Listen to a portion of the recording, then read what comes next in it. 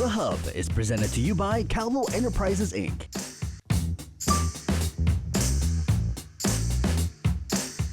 Howdy everyone, and welcome to another edition of The Hub. I'm Nestor Lecanto, and we are joined this week by Tyrone Taitano, who is the infrastructure coordinator for the new Office of Infrastructure Policy and Development. Did I get that right, Ty? Absolutely. The office has been around for about a year, but relatively new. Yes. All right. So we're here to talk about the BEAD program and Internet Service for All.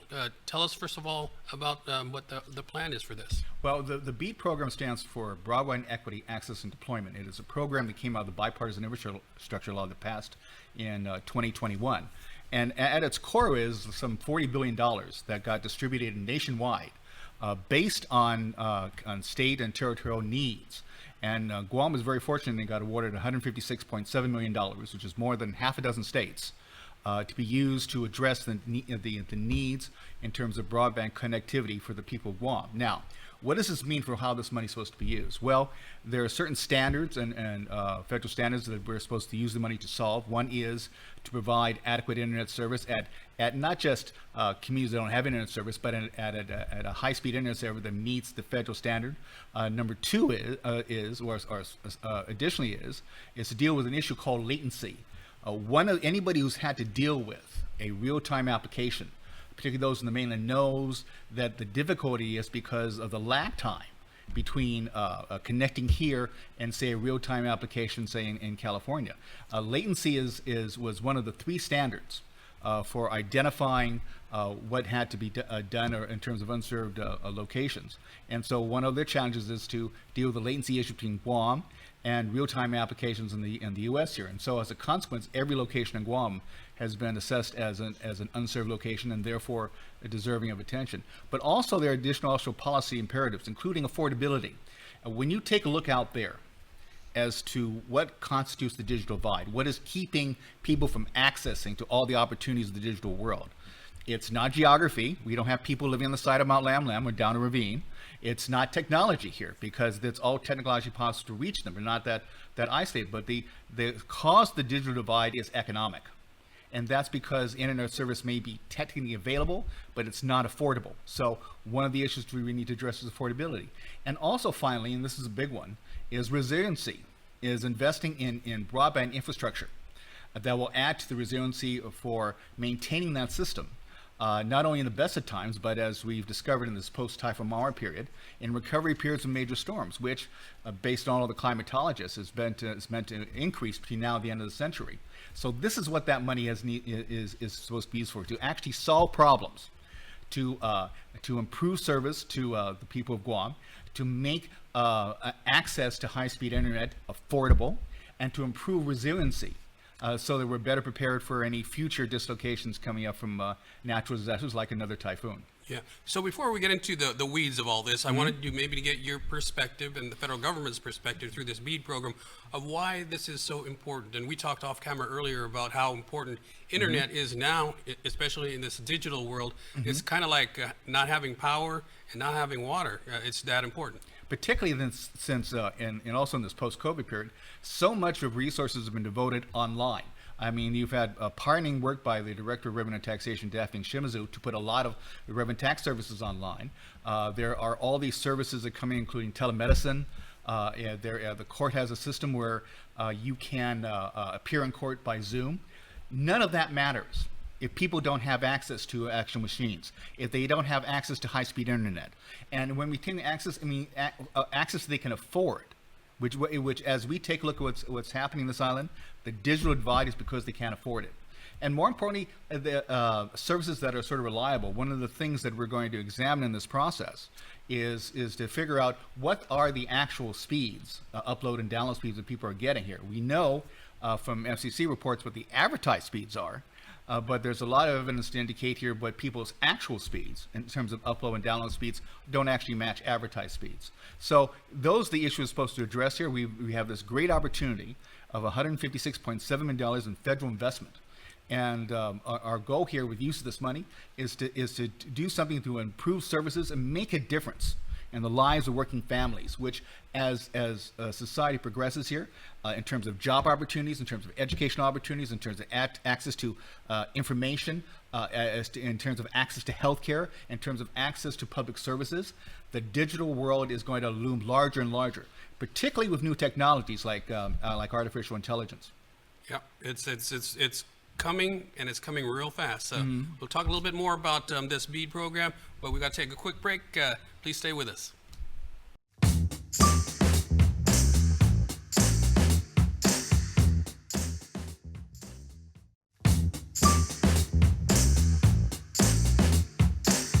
And welcome back, everyone, to The Hub. And we're talking with the Director of the Office of Infrastructure Policy and Development. And we're talking about free internet service, basically, and the money that the federal government has provided, $156 million for the rollout of this. Talk about what the priorities are. How are you going to spend this, and what it will be your top priority in Well, the development of how we use the money is following a couple tracks here. One is a process where we develop an initial proposal. We have to run it by the feds, and then we obviously go out to procurement here. So that thing will last into next year. But as a indicator of it here, we have filed a 5-year action plan whose vision for broadband development in Guam goes beyond the $156.7 million, but also to future federal funding streams for investment in broadband. You know, as substantial as this is, it's, in my view, this is not the last federal broadband money coming out of Washington here. This is going to be like a highway funding. And we do know that there is another tranche of infrastructure funding coming, largely from DOD as a consequence of the military buildup. So our vision for that has gone beyond that. But it is focused on solving the problems, which was the basis to why we got awarded $156.7 million. The challenges regarding providing people with access to high-speed internet, dealing with the affordability issue, which is the major barrier for their access, and also improving resiliency. So in the 5-year action plan, and it goes over and beyond infrastructure, but there are 3 basic solutions that are identified for it. One is to deal with the latency issue. Now, one solution which Hawaii does to deal with their latency issue is that they create data centers with technology that sort of recreates the internet in Hawaii. So the distance for connectivity has been cuts down tremendously. And so part of the proposal is the creation of a data center that would house that sort of technology that will deal with latency, which affects every single user and location on the island. And latency is lag time, basically. It's basically a lag time. Now, you know, and also you need to understand when we talk about latency here in the context of the bipartisan infrastructure law, it's latency in dealing with real-time applications. Not to go down the weeds here, but one of the many arguments we had with the FCC is that they wanted to count latency from one point on Guam to the end of the island, based on an old standard called CAF2. And we vigorously objected to it here because that idea works, provided the Google Play Store or the Apple App Store are based in Guam, but they're based in California.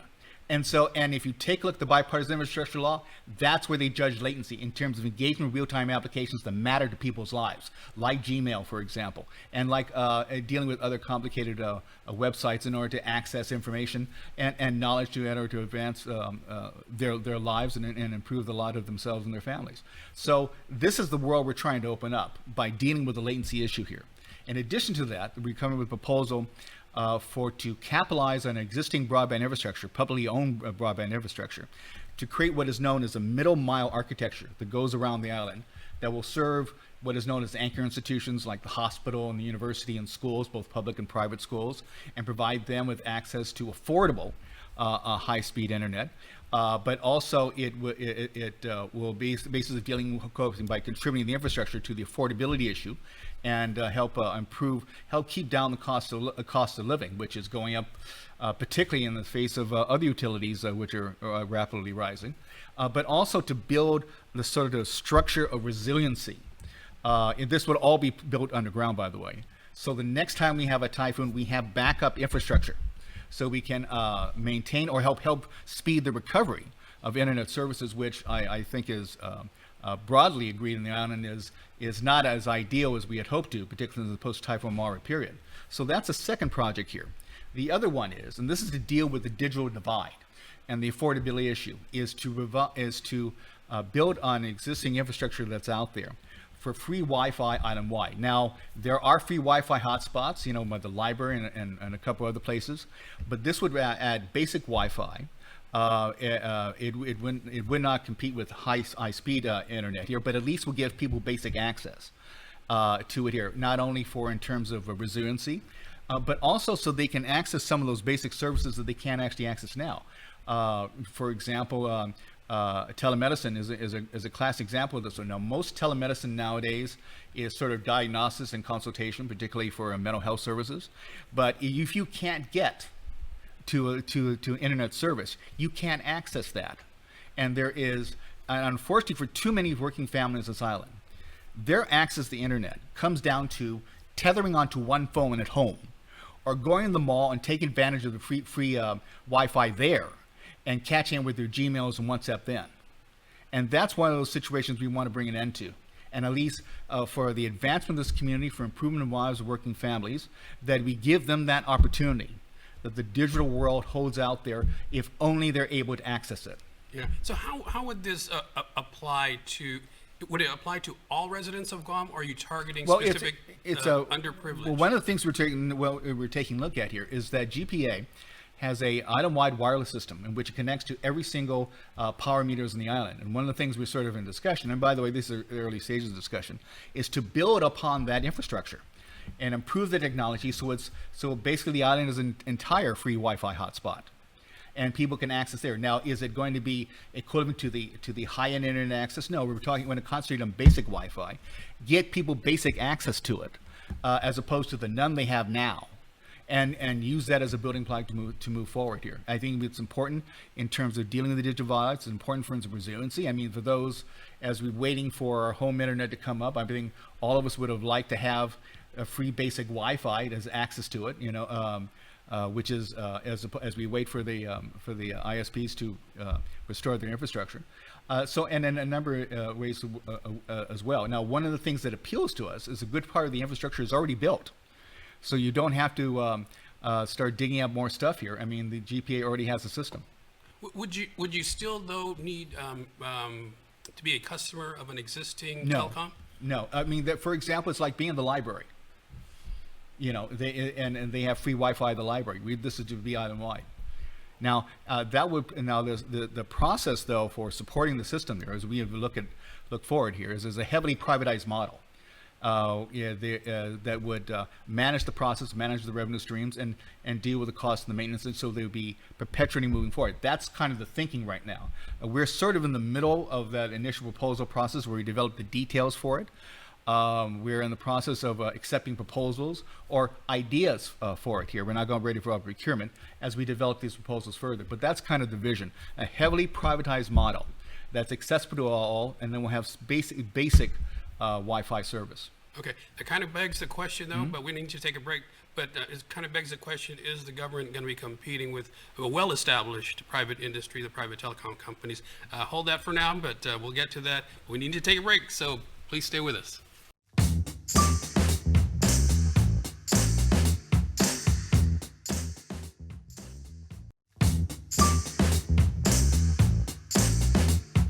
And welcome back to the Hub. We're talking with Tyrone Taitano, the infrastructure coordinator for the new Office of Infrastructure Development and Policy. And before we took the break, Ty, we were talking a little bit about what the government of Guam's plans are for a free internet for all, and we talked about how this would be available to everybody. But as you know, there's already well in place several large, very efficient companies that are providing telecommunication services. So is the government going to be competing directly with the private companies? Well, understand here the idea of leveraging federal investment to improve broadband infrastructure is not new. When I was director of the Bureau of Statistics and Plans just a couple years ago, we acquired $12 million in funding to improve broadband infrastructure through the local ISPs. And then there's been an award by the USDA to another local ISP of something like $29 million last year. So the use of federal funding in order to improve a basic broadband infrastructure is not a novel thing. At this point here, we are looking for proposals here, and I've invited all the internet service providers, the major ones, to provide proposals about how best to use this money. So far, none have responded. And as a consequence, we have developed proposals on to move forward and apply this funding here. And some of it is centered around publicly owned infrastructure. Now, again, it will be heavily privatized, particularly for things like the middle mile architecture and the data center. There'll be protocols in place so people have fair access to it here. But, there's also, in dealing with the local internet service providers, there's a long acrimonious history of them challenging each other whenever federal funding is available for broadband improvement. And we're hoping to sort of deal with that a long-standing acrimony by having a publicly owned infrastructure that is accessible to all the ISPs. So it is our hope moving forward here that we'll come up with a system that will improve overall service, affordability, and resiliency for the internet service systems we have now. I think although I appreciate the interest in some of the internet service providers in protecting their private investments, the fact of the matter is there's a public interest at stake here. And I don't think no one is going to argue that you can't improve the internet service provided in the sign-up. There's not areas for which it can be improved, particularly in areas of resiliency. And so we're in the process of developing the best proposal to use that money to actually provide an improved service that translates into the lives of working families in terms of their access to high-speed internet, in terms of improving the resiliency, in terms of improving the affordability, which is the major, as I said before, is the major barrier. That's sort of our goal, and we're at this point, as we're developing the proposal to do so, we are looking at a heavily privatized model. As again, it ended up being at this point publicly owned infrastructure only because it's difficult to arrive at consensus around the ISPs about anything involving federal funding for broadband infrastructure. So we're sort of working along that path here. But should there be other proposals down the track here, we're certainly open for it right now. But in the end, we're going to use the money to make a difference in the lives of working families, improving internet service for all the people of Guam, in terms of improving resiliency. This is our a big once-in-a-generation opportunity to do so, and we plan to seize it. Yeah. So just so it's clear, so the middle mile that you talk about, that's the backbone of the system that will be owned and operated by last mile is the connection to individual homes and businesses. That's where the current telecom companies come into. They also have their own infrastructure which is supported as well. Okay. But again, and not to get too into the weeds here, but the middle mile, just for the middle mile architecture is only for resiliency, but also it's part of the latency solution. Because once you have technology in the data center to deal with latency, you have to somehow get out that service into the community, and that's where the middle mile architecture comes in. So there's a lot of moving parts in this, by the way, and although these things are identified very clearly in the 5-year action plan here, the actual development of the proposal is probably going to take a year as we go through an RN developing the Guam proposal. Then there's a federal process to go through, and then we got to get approval by NTA for final approval, and then that's even before we have to go out to procurement and we deal with GovGuam's notorious procurement process. Okay, so once again, so the middle mile would be accessible also to the current telecom the idea companies? is to build They middle mile provide the architecture. last mile. Middle mile architecture that for which we put in protocols, so every private ISP would have fair access to it. Okay. And to that broadband infrastructure. Okay. One of the things that also came up when we were going through the 5-year plan was just looking back 20 years ago when wireless first was rolled out, and GTA was actually a part of the government of Guam, and it was privatized because the idea was that private companies would be better suited to rolling out this new technology and the innovation and all of that is required of a new industry. Why are we going back to well, we're not going back to it. Again, our vision for moving forward is a heavily privatized model. Will be publicly owned infrastructure, but as I said, that's meant to solve sort of two problems here. One is to deal with the long storied history of the ISPs of not really quite cooperating with each other on major issues such as this. And number two is to coming up with a system that it allows for that sort of fair access to all the internet service providers, and there also will be a basis as for continuing on to the solution for dealing with latency. Even the data center will be heavily privatized as well. So this is not a matter of creating another agency to run it, but it's a matter of retaining public ownership of the 156.7 million dollar investment, even though its actual conduct probably run on a franchise model and be heavily privatized. Yeah, let's talk more about the data centers that you just brought Okay. up. What will this plan? How will this plan incorporate the data centers? One of the solutions we're coming up to deal with the latency issue is to, and without getting to the weeds center, is to invest in technology that will replicate the internet here. In other words, brings the internet closer to Guam. This is a solution that's in place in Hawaii. And so the idea is to build that technology here. And now to house it will be a data center that also can be used to house other Guam data cells, including the stuff owned by OTEC or what's envisioned as the new medical center. So that's one of the solutions we're sort of working on now. To get that out of the community, you sort of need the minimum architecture and to get this out into the community as well. So that's kind of the working process right now. The details of exactly what will be built and how it will be built, even where it will be built, that's still under development right now. Again, we're on the very early stages of developing specific details on this one. But that is, we've had conversations with NTIA about this one, our federal partners, and they have been very insistent that we have to come with a latency solution. And this seems the most practical one to do so. Okay. So when it's all said and done, after this 5-year plan is fully implemented, Well, I understand the vision goes kind of beyond the beat funding we're talking about, but yeah. right. But after 5 years, what are we looking at? What would the average consumer or resident of Guam have in place to be able to utilize after this 5-year plan is? I think three things. One is that it will deal with the latency solution, which is inhibiting our access to the digital. Number two is that it will then have something substantial to address or mitigate the digital divide, basically due to economics, that have prevented so much of our community from access to digital world. And three, we'll have in place of broadband infrastructure that will help contribute to both resiliency and hopefully keeping down the cost of living as well. Right. And so what do you think would be the impact to the current telecommunications industry? Well, I understand here the idea of federal money coming in for broadband is not new. There was $12 million awarded in 21. One of the ISPs got 29 bills from USDA. So federal money flowing into Guam to improve broadband is not new. It's now we're dealing with a much larger amount right now. And so, and we're looking for less for a device mechanism for which to use the money, as we are as ways of solving the problems for which that money was granted Guam. And this is our opportunity to solve those problems. So as we work this out here, we're still open to a number of proposals. The 5-year action plan has sort of detailed one of the current thinking is right now. But if there are any other better proposals, we're certainly open to it. Yeah, one of the things that has been commented to me over the years, particularly by the telecom companies, is that it's pretty amazing how small our island is and how relatively small our population is, that we have access to all of this, world-class. You mean we should be grateful for the service we have now at the rates we have now? Because if not for their sort of charitable outlook here, we wouldn't have anything at all. Well, if you believe that, I got some land to sell you. I think very clear here, for whatever their profit motive here is that none of them are here for charity.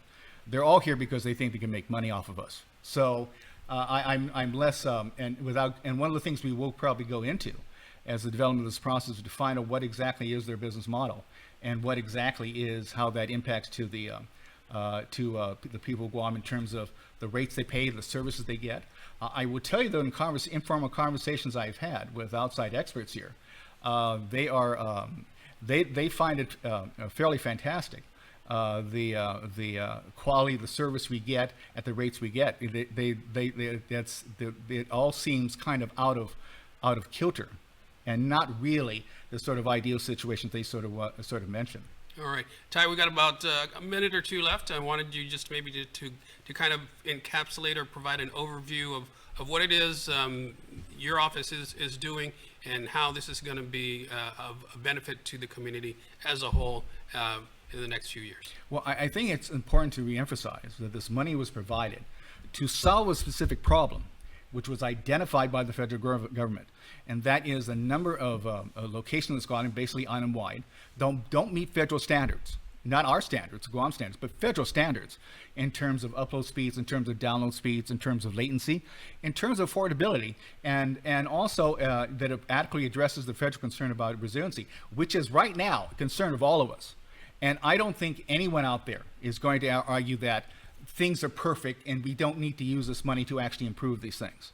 So the task before me and my team here is to develop proposals to actually improve things, not just on the fringes, but on a basis that affects the lives, again, of working families and of all the families in Guam, in terms of improving their service, improving affordability, improving latency, and dealing with also resiliency issues as well.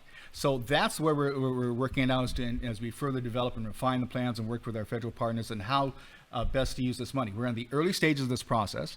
The 5-year action plan sort of laid out sort of the vision. The actual detailing of the proposal is happening right now. And as we work with our federal partners and go through the planning process and get input from the community itself as to how to move forward here, then the proposal will be refined, and then we have to work with their feds to see if it meets their requirements, et cetera. And that is I think is the key moving forward here, is that they'll get to see problems actually solved. You know, when we first started this process, there was no one knew exactly what each state and territory would get. We did know there'd be minimum amounts, and the minimum amount guaranteed in Guam was $25 million. Well, now we've gotten $156.7 million because of the strong case we've made with the federal government, and they expect us to solve problems. And so this is what we're focusing on, is using that money to solve problems. All right. Tyrone Taitano with the Office of Technology, Office of Infrastructure Policy and Development, yeah. Talking about the internet and how it's going to be improved in the next few years. I'm Nestor LeConte. Thanks for watching, everybody. We'll see you again next week on The Hub.